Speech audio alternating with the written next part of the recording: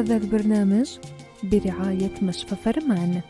مشفى فرمان بكافة الاختصاصات: جراحية، تنظيرية، عظمية، نسائية، داخلية وأطفال. قامشلو، طريق الحسكة.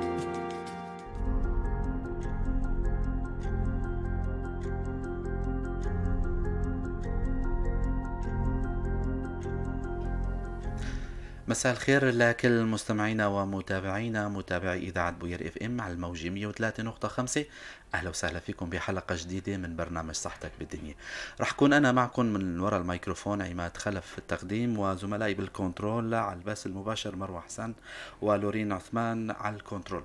ضيفي بالاستوديو الدكتور شورش عبد الباقي موسى، اختصاصي بجراحة القلب والأوعية الكبيرة. الدكتور شورش هو عندنا بالاستوديو ابن مدينة القامشلي، الجراح الأول في مدينة القامشلي على مستوى الجزيرة بجراحة القلب. نحن وانتو رح نرحب بطبيبنا وضيفنا. أهلا وسهلا فيك. أهلا وسهلا. مستمعينا، للي حدا عنده أي سؤال بما يخص جراحة القلب، طبعا لأول مرة بنستضيف طبيب جراحة قلب وابن البلد وابن مدينة القامشلي، شيء بيشرف حقيقة. هالاختصاصات اللي أبناء البلد هذا بينالوا ويكونوا بمستويات عالية من العمل. يعني نحن وانتو رح طبعا نسمع حديث الدكتور عن بما يخص جراحة القلب. يا ترى شو هو، هل الجراحة الجديدة بمنطقتنا، والكثير من الأسئلة رح نطرحها على الدكتور. لكن إذا كانت عندكم أي أسئلة فيكم تتواصلوا معنا عبر الرقم الأرضي 429 101. حتى فيكم عبر البث المباشر للي برات البلد قاعدين على بوير عربي، فيكم تنضموا لنا سؤال على البث المباشر. فيكم تنضموا عبر الواتس اب 093 82 80 81 4. بداية دكتور، إذا جاز التعبير، جراحة القلب بالعامية، أو خلينا نقول بالمصطلح الطبي المجازات الإكليلية، كتعريف وتلمحة صغيرة لحتى نعرف مستمعينا بهالمرض هذا أو العمليات. المجازات الإكليلية هي عملية على شرايين القلب، الشرايين الإكليلية. نعم. يكون في عدة تضيقات بالشرايين غير قادرة على الإصلاح بالقسطرة عن طريق الشبكات، فيتحول المريض إلى جراحة. بنقوم بعمل وصلات بين الشريان الأبهر والشريان القلب. تماما. هي بالمختصر طبعا بدون ما نفوت بتفاصيل اللي هي ما داعي لحتى نفيد مستمعينا. طيب دكتور، هلا مستمعنا عم يسمعنا، يا ترى قيمة او شو هي الاسباب اللي تستدعي لحتى انه المريض يوصل لمرحلة جراحة القلب المفتوح؟ يا ترى شو هي الدواعي، شو هي الاسباب؟ هلا المريض بيوصل على جراحة فينا نقرب المايك عند الدكتور. بيوصل المريض عند جراحة القلب بطريقين: يا بطريق إسعافي أو بطريق البارد. الطريق الإسعافي مثلا جلطة قلبية، أيوة. تحول للمشفى بجلطة، عملوا القسطرة، تبين أنه في عنده عدة إصابات على الشرايين الإكليلية. يفضل طبعا وقتها بناخذ الإيجابيات العملية وإيجابيات الشبكات، بحيث كل مريض له خصوصية. فإذا هون ممكن يتحول للجراحة، بعدها بنقوم بعملية إسعافية. والطريق البارد مريض يعني بالجهد الشديد أحيانا بيحس بتعب، ما مرتاح من صدره، بيتحول إلى دكتور قلبية، ممكن يحط له دور بالقسطرة القلبية. فبعد القسطرة بتبين كمان عدة إصابات غير قابلة للإصلاح بالطريق الشبكات، بيتحول إلى جراحة القلبية، ونقوم بتحضير المريض عن طريق العملية جراحة قلب باردة بنسميها، غير إسعافية يعني. تماما. دكتور، معناتها مرضاكم أغلبهم بيوصلوكم عن طريق أطباء القلبية. ما في مريض مباشرة بيجي لعندكم، لأنه بيتم التشخيص عندهم أو بيكونوا أجروا بعد الإجراءات مثل القسطرة القلبية، استقصاءات يعني. إيكو قلب زائد القسطرة، بعدها بيتحول على الجراحة. الجراحة نحن كمان عندنا تحاليل تحضيرات نطلب من المريض. هو هذا سؤال دكتور صميم. السؤال انه مثلا في العمليات الاسعافيه تضطروا انه تشتغلوا المريض مباشره.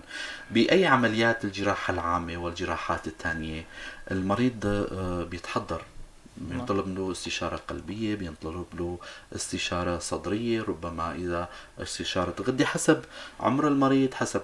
لكن أنتم عندكم بجراحة القلب دكتور يعني شو الإجراءات مثلا من تحاليل وتحضير للمريض؟ شو الإجراءات اللي بتتخذوها لحتى تحضروا المريض؟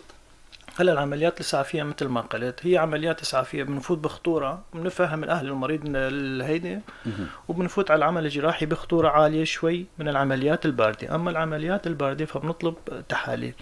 تحاليل كل شيء بيخطر على بالك بنطلب، للغدة للكلية كل شيء يخطر على بالك تحاليل بنطلبهم، وزائد صورة للصدر أحيانا المريض وصورة للصدر ودوبلر لشرايين العنق. أيوة. هدول هلا بنحكي عنهم مشان دارة القلب. إذا صارنا حديث عن دارة القلب، هدول الشرايين الدوبلر هدول إضافيات. إذا تبين معنا مثلا في خلل بشيء عضو، مثلا عضو بالكبد بالكلية، هيدي نطلب استشارة زملائنا بالاختصاصات هيدي الهضمية أو كلية حسب الوين. بنقوم بتحضير المريض بحيث نوصل لأخفض خطورة ممكنة، بعدها نبدأ بالعمل الجراحي. تمام. صورة الصدر كما قلت، يعني كل استشارة ممكن تاخذ من الإجراء البسيط لأعلى. يعني ممكن تطلب صورة صدر تبين إنه في خلل بصورة الصدر، ممكن نتحول للطبقي، ممكن نتحول هاي. تماما. حابب أذكر المستمعين للي عم يسمعونا هلا عبر الموجة 103.5 ضيفي بالاستديو الدكتور شورش عبد الباقي موسى، اختصاصي بجراحة القلب. أي حدا منكم عنده سؤال بما يخص مرض أو اختصاص جراحة القلب فيكم تنضموا لنا. 429-101 هو رقمنا الأرضي. عبر البث المباشر المستمعين أو مشاهدينا اللي بيخطر أي سؤال على بالهم فيكم تكتبوا على البث المباشر أي سؤال بيخطر على بالكم، حتى عبر الواتساب للي حدا عنده سؤال 093-82-80-81-4. فاصل صغير وبنرجع.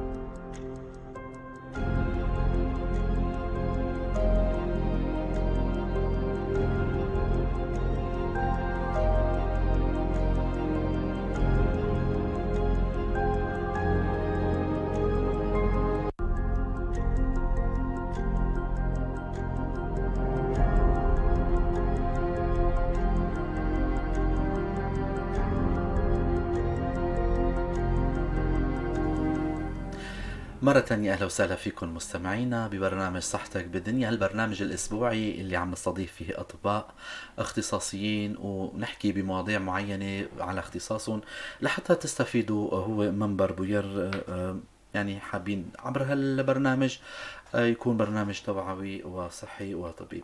نتمنى أنكم تستفيدوا من هالبرنامج هذا. ضيفي مثل ما ذكرت الدكتور شورش موسى اختصاصي بجراحة القلب.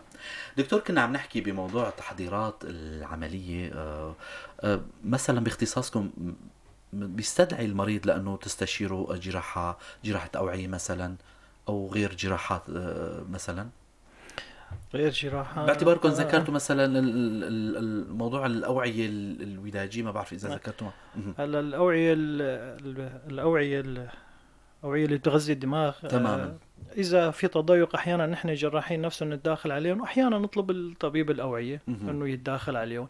فهي هدول الشرايين اللي بيغذوا الدماغ إذا فيهم تضيق نحن أثناء العملية بنوقف قلب المريض ويتحول جسم المريض يتحول المريض إلى دارة القلب الصنعي.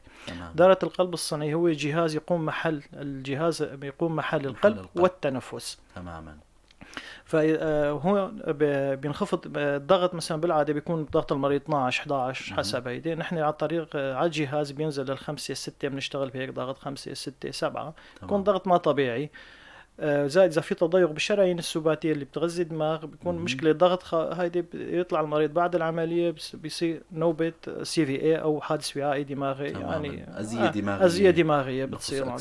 فاذا في مشكله تضيق ممكن نطلب رأي الأخصائيين الأوعية أو بيتداخلوا أحيانا بتصير عملية على مراحل. أول مثلا بيقوم هو الأوعية أول شيء بالعملية وبعدها نحن، أو أحيانا بنفس الجلسة، يعني بنفس الجلسة بنفس الهيدي بيتخدر المريض تماما. نشيل التضيق بالشرايين السباتية وبعدها بنتداخل على القلب. دكتور، قبل التحضير بيصدف بعض مرضاكم انه ما بتشتغلوهم لانه نسبة الخطورة كثير مرات هلا هون تحضير العملية بنعمل من ضمن قبل العملية بنعمل ايكو قلب. ايكو قلب نشوف وظيفة القلب. وظيفة القلب اذا كانت متدنية في اجراء بينعمل بالشام، للاسف ما في هون بس بالشام، بسوريا بس بالشام موجود اجراء عيوشية القلب، جاما كاميرا اسمها عيوشية، بتبين انه القلب سليم ولا لا، يعني في مناطق عايشة ولا لا، ولا دراسة وظائف، يعني دراسة وظائف خلية القلب إذا عايشة إنه ترجعت لها التروية بترجع بتتحسن الوظيفة القلبية ولا. أيوة. فهون بنشوف إذا المريض ما بيستفاد من العملية بنبطل العملية ويتابع على الأدوية. تماما. بس هيك. دكتور، الهوس اللي بيشغل بال أو المستمعين أو المرضى، يا ترى كيف بتشتغلوا؟ كيف بتتم هالعملية، عملية القلب المفتوح؟ مثلا بمنطقتنا هلأ صار هالإمكانية واشتغلتوا أكثر من عملية وكللت بالنجاح. حابين هيك عبر منبع بوير انه شوي نعطي جرعة من التفاؤل لمرضانا، لمستمعينا، لأبناء بلدنا، انه هالعمليات هاي بتنجرى بكل أريحية ونتائج مضمونة. بين قوسين حابب تشرح لي هالموضوع هذا كمان؟ هلا العمليات السؤال حابب احكي انه موضوع العمليات، انه كيف بتتم عمليه القلب المفتوح، خطوات. تمام، الخطوات. نعم. الخطوات بعد ما حضرنا المريض قبل العمليه بنطلب استشاره تخدير الدكتور اللي بده يخدر المريض. بيشوفه كمان عطى الموافقه بيتخدر المريض. بعدها بنفتح الصدر، القص من نص من اوله لاخره، في مبعد ببعد القص. تمام. بعدها بيجي تامور، شيء هذا كيس بيغلف في القلب. أيوة. نفتحه وصلنا للقلب. طبعا قبلها بنكون نحن محددين الأهداف. الشرايين مثلا عندنا 3 وصلات، الشريان الأمامي مثلا والهامشي والأيمن. تمام. حددنا الوصلات، بنقوم تحضير الوصلات. الوصلات في وصلات وريدية وفي وصلات شريانية. الوصلات الوريدية بتتاخذ من الإجر، والوصل الشرياني، الوصلات الشريانية من الصدر، شريان الثدي الباطن اسمه. نقوم بتحضير هذه الوصلات. بعد ما خلصنا الوصلات، جهزنا الوصلات، بنقوم تحضير دارة القلب والرئة الصنعي اسمها البامب. دارة القلب والرئة الصنعي بنقوم بتحضيرها، وهي زرع قنية على الأبهر وزرع قنية في الأذين اليمنى وبتنزل للأجوف السفلي. خلصنا الوصلات، بنعطي أمر للقلب الفني القلب الصنعي إنه شغل الجهاز. بيشغل الجهاز، بيتحول هون المريض على القلب الصنعي. هون صارت الآلية مسؤول عن حياة المريض. بعدها في جهاز بيسكر الأبهر اللي بيغذي الدم، يطلع الدم من القلب للأبهر بيوزع كامل الجسم. من سكر الأبهر قدام القلب، ومنسرب فيه مادة اسمها كارديو بليجيا، محلول شال للقلب. هون بيكون بارد شوي، بيبرد القلب، زائد بيتوقف القلب نهائيا. وهون الجهاز القلب الصنعي بيشتغل، بيلعب دوره. هو هون صار دوره. لازم يكون الخبير ذو محضر طبعا، خبرة، يكون عنده خبرة كويسة، ما ينزل الضغط، ما يطلع الضغط زيادة، ما يصير خلل للمريض ويطلع مثل ما قلنا بحادث وعي دماغي، يطلع بقصور كلوي، يطلع بقصور كبد، يطلع بقصور أي عضو تاني. يعني صلحنا الهيدي. تمام. بعد ما خلصنا الوصلات، زرعنا كل الوصلات، وصلناهم على الأبهر. بنرفع الملقط الأبهر، ويرجع الدم على القلب يتروى. طبعا بكل أثناء العملية بيكون ما بيوصل الدم للقلب نهائيا. ما بيوصل. كل فترة نحن بنعطي المحلول. المحلول هذا المحلول بيحمي القلب انه يضل عايش. تمام. بيوقفه نهائيا. بعدها بس شلنا الملقط عن الأبهر، بيرجع الدم على القلب، بيرجع بيشتغل لحاله، ما بده أي شيء. إذا تأخر في إجراءات بنعملها، إجراءات وهيدي فحوصات بتنعمل بلحظة إن شاء الله. بصراحة يعني من العمليات النوعية اللي عم تنجرى بمنطقتنا، وهي العمليات الكبرى، واللي بنفتخر بأطبائنا وأبناء بلدنا أنه عم يشتغلوا هيك عمليات ويخدموا أبناء بلدهم. دكتور، خلينا موضوع المخاطر، يعني لو نحكي فيها بأي مرض أو أي عمليات جراحية في نسب خطورة. قبل الإجراء العملية شو يعني بتحطوا مرضاكم بصورة موضوع الخطورة، موضوع خطورة القلب المفتوح؟ هلا الخطورة في كتير خطورات، يعني نحن غير بقية الاختصاصات. مثلا لنفترض العظمية إذا عنده عملية على الإيد فتكون خطورته بالإيد بس تماما. أو خطورة التخدير، هي خطورة التخدير موجود بكل المحلات. خطورة التخدير زائد خطورة العمل الجراحي بالمنطقة المجرات. بالمنطقة المجرات. أما نحن عملياتنا فبتأثر على كامل الجسم. لك هي طبعا بسبب اختلاطات الدارة، هي غالبا تماما باختلاطات الدارة، فممكن يصير معه حادث وعائي دماغي، قصور تنفسي، قصور كلية، هدول الشائع يعني، قصور كلية، قصور كبد، شلل أمعاء، أي شيء ممكن يصير. تماما. للأسف. والنسب دكتور يعني هي كيف النسب العالمية خلينا نحكي فيها؟ هلا النسب ما قصة نسب، هو كل مريض له خصيصيته. بنطلب الاستشارات من هي التحضير لهيك.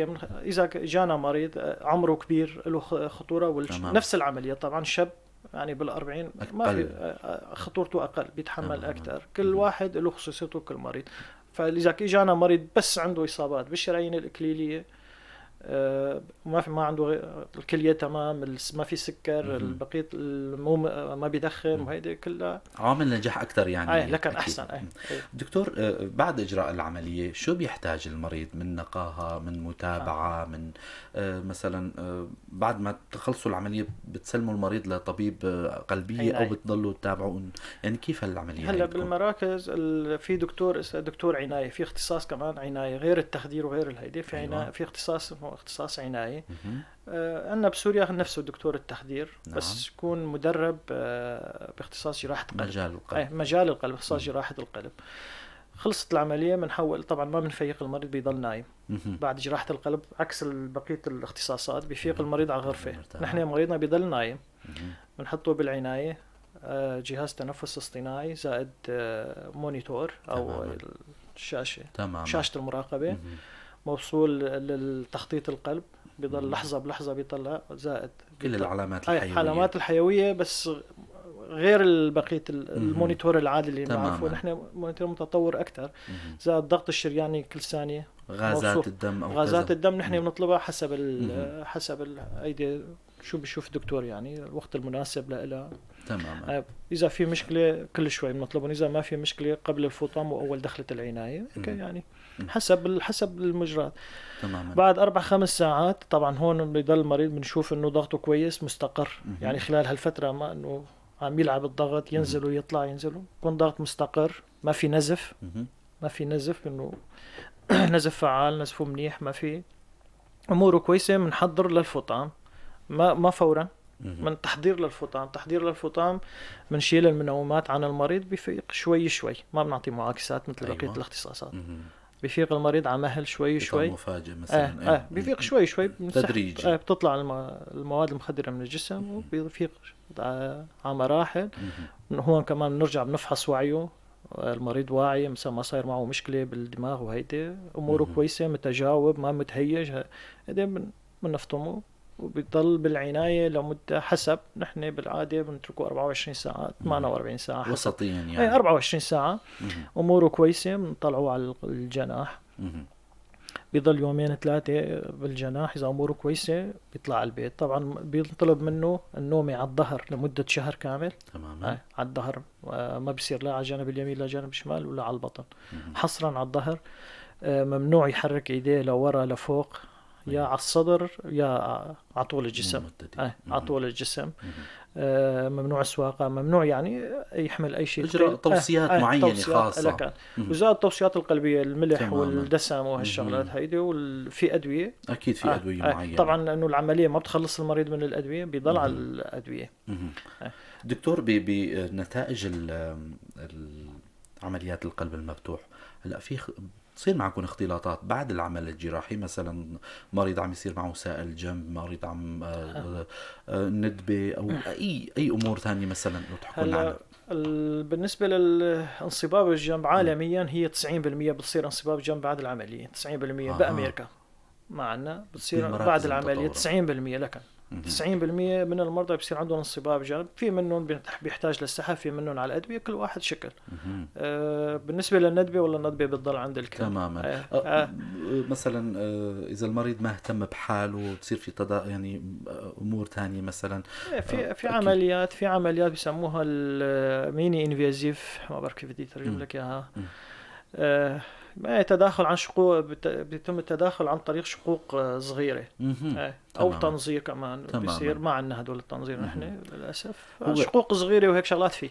هو كان هذا سؤالي الأخير لكم دكتور، يا ترى في ظل تطور التكنولوجي بمجال عالم الطب، يعني في كتير جراحات وصلت لجراحات تنظيرية وجراحات الضخمة اللي كانت بتخلي ندب كبيرة على جسم المريض. سؤالنا هو هون جراحة القلب والتطور هذا، يعني من موضوع الندبة وغيرها، لوين وصل جراحة القلب؟ هلا في مثل ما قلت لك، في عن طريق الروبوت العالم، في عن طريق العالم على مستوى العالم، في عن طريق الروبوت او تنظير وهيك. نحن بسوريا ككل عم بحكي كسوريا ما في روبوت وما في تنظير. عملوا عملية وحدة ووقفوا بالشام، ما بقى انعملت.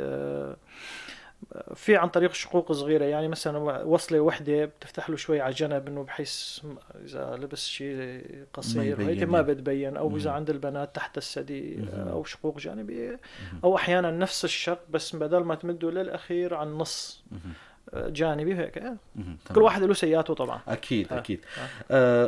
ختام هالحلقة هذا حابب انه دكتور، موضوع الاطفال، جراحة القلب